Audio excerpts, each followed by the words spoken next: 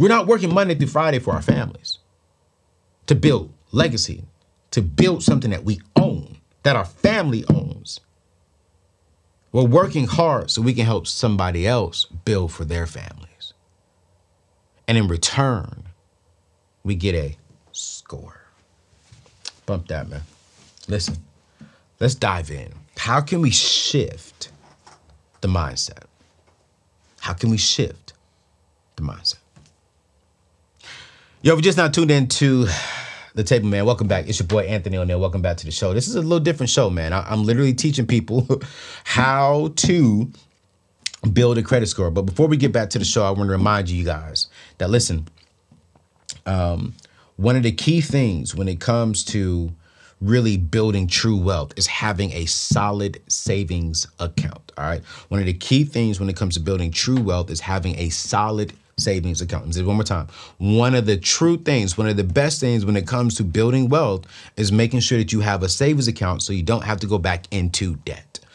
And so one of the key things that I teach is make sure that if you're in debt, you have $1,000 part for an emergency fund using the same 7 baby steps that my mentor and friend Dave Ramsey teaches, right? But then on baby step number 3 is have a fully funded emergency fund of about 3 to 6 months. I recommend go stretch that thing to 6 months of expenses. And then I'm gonna add a little flavor to it, from my thing now is make sure that you have 6 months of your salary, your average income. I would really push for that. So that way your lifestyle doesn't have to change if you don't want it to. And where do you park this? A lot of people say, Anthony, where do I park this? So I just park this in my, checking account and just don't touch that amount of money. No, I want you to park that honestly in a totally different account that you still have access to when it comes to an emergency. You can get to it instantly.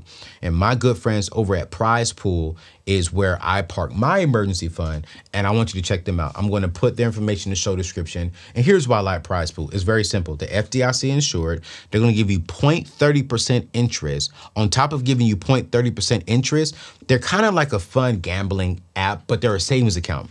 So let's just say, for an example, you put $1,000 in this account where they're going to give you 1,000 tickets. And at the end of every single month, they do a drawing. They'll do a grand prize of about $25,000. And they'll do another grand prize of about $10, $15. And then they'll give away a few $100 here, $200 there. And that's actually pretty dope. So they're going to reward you for just parking your money there anyways, and still give you the 0.30% interest. Absolutely amazing. And you are covered. You are insured. Go check them out. Check them out, because I promise you, what we're about to dive into right now, when it comes to the keys of getting out of debt, you're going to realize that the keys of getting out of debt is to make sure that you have a savings account. But you're going to get a savings account because the very first thing you're going to do is you're going to get you a second job. Okay. When it comes to paying off your credit cards fast, there's three main things I really, really want you to focus on up front. And these are simple. Number one is, find out if you can get a second job. Okay. Well, if you're working 8 to 5, 8 to 5 pays the bills, right? I always say like 5 to 9 builds your future. If you're single, if you don't have any kids, if you don't have any other major responsibilities, 5 to 9 can shift and change your future. How are you maximizing that time to get out of debt? If you got $50,000, $100,000, $20,000, $10,000, how are you maximizing the time? I interviewed a couple, a few shows ago, and man, they was like, man, for 7 years, Anthony, we were getting out of debt, and we didn't do much. We didn't do things. We didn't really enjoy things because we were focused on, when we got off of work, it was, all right, cool. What do we need to do between 5 and 9, 5 and 8 o'clock to generate more money to pay off the debt? And one of the things you could do outside of us getting a second job, especially in today's day and time, is, how do you start a side hustle? One of the top rising things to do, I'm gonna be real with you, all right? One of the top rising small types of business, right? People who are like me, content creators. People who are getting on YouTube and you have something to say, you're passionate about something, they're getting on YouTube, they're getting a podcast show, they're generating money from YouTube, they're generating money from brand deals and sponsor deals. Are you a writer? Can you write a blog? And when you get a blog, do you know that there's things called affiliate fees? So let's say if you write a blog and you're promoting a book in your blog because that book inspired something, right? Well, hey, yo, you can recommend this book, go to Amazon, sign up for Amazon, and every time someone clicks on that link and buys something from Amazon, not just that book, but if they click on that link that goes to the book, and let's say they buy that book, and let's just say they buy some plates for their kitchen, you're going to get a percentage of both of the sales because you sent them to Amazon. There's so much money out there to be made, but the thing is, are you willing to put in the work to do it? You see, the greatest enemy to our success, the greatest enemy to us becoming debt free, the greatest enemy to us building wealth is our excuse. What's our excuse is laziness. We are the greatest excuse. We are the greatest enemy to ourselves. Well, Anthony, I don't know what to do. But listen, do you have a 4-year degree? Are you drowning in student loan debt and you have a 4-year degree? If you do, tutor some people. Get online, go to tutor.com and go tutor someone. Do you have a car? Go drive for Uber. Go drop off some food. Go deliver some groceries. But I'm telling you right now, there's ways to make money online. I'm interviewing a young lady. She's like 26, 27 years old. And back in 2020, when she got her stimulus check, listen, man, she got the stimulus check for like $1,500. I can't remember the exact amount she got because she does have kids. She took that stimulus check and turned it into $1.2 million in 10 months. She went online.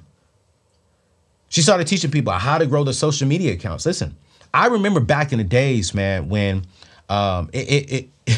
people used to say, oh, I'm a YouTuber. I remember, can I be real with you? I'm gonna be real with you. My brother-in-law may see this. I love you, Glenn. I remember when he told me he's quitting his job and he's gonna be a YouTuber. I was like, what? A YouTuber? You better go get you a real job. The heck you talking about? You a YouTuber. Man, you got a wife. You got a son. You better get out there and go work for Walmart.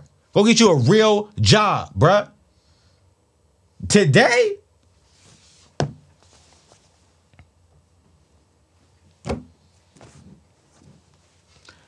Today, he made more money than I ever thought this dude would have made. He gut checked me real quick. He's in a high 6 figures. He's built a very, very successful business. And let's be real. I'm a YouTuber. I'm a podcaster. I'm a influencer. So many different ways you can do it that can start generating you money right now. You don't have to go in and technically clock in at another job, but you do need to go clock in somewhere else if you're trying to get out of debt. And when you start getting this extra income coming in, here's the very first thing you need to be doing is you need to sit down and cut your expenses. Cut them. Cut your expenses. Listen, I just moved to the DMV area, right? And I wanted to build this beautiful studio. And my team was telling me, hey, you have to spend X amount of dollars if you want to do it this way. So I was like, all right, cool. What can I cut to offset, to go towards the vision? If your vision is, I want to get out of credit card debt. If your vision is, I want to get out of debt and start building wealth. Well, how can you go to the vision for your money, AKA budget? But I love saying the vision for your money. How can you go to the vision of your money and start maneuvering some things out temporarily? You know, what can you do to kind of shift things? And if you can do that, you're going to start really seeing a huge difference when it comes to your vision for your money. You're going to see you paying off debt. You're going to see a lot of things, but you got to cut your expenses. You got to. And if you don't cut your expenses, you're not going to see a difference. All right? So I promise you this much. You got to do it.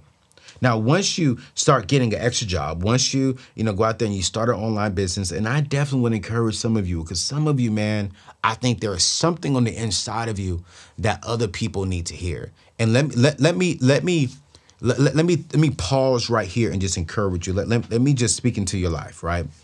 Because I think some of you are watching right now and say, Anthony, I have this idea, but people told me it wouldn't work. Let me tell you something, man. I've had some big names tell me some of my visions wouldn't work. I've had people look at me in my eyes who called me their friends, who called me a brother. I've had people, who were close to me sit here and tell me, that's not a good idea. I don't really understand that. I wouldn't do that. That's not going to work. And it's working today. Here's the truth. Not everyone's going to agree with what you're going to do. Not everyone's going to see the vision the way you see the vision. Not everyone's going to see value in what you see value in. True story. I'm going off. I'm getting back to subject because I wanted to just really pause here and encourage you. I remember pastoring in the beautiful city of Jacksonville, Florida. And I brought up a young kid who all the time would bring a basketball to church, right?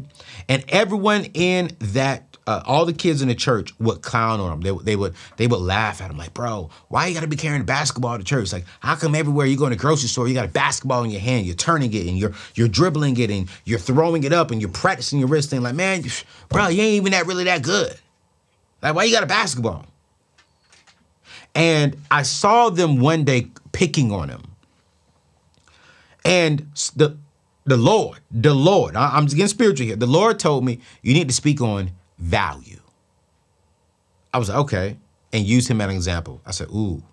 So I'm speaking on value, and I ask him to come up, and he comes up, and he gives me his basketball, and I bring, and this is a kid that's like maybe like a 2.5 GPA. He wasn't on paper the smartest kid, but he was a brilliant kid and a very good athletic kid. And I mean, basketball was his ticket, right? And so I bring up another kid who's a 4.2. She was like a 4.2. No, I'm sorry. I didn't bring her up. I brought up another guy. He's like a 4.2 kid, right?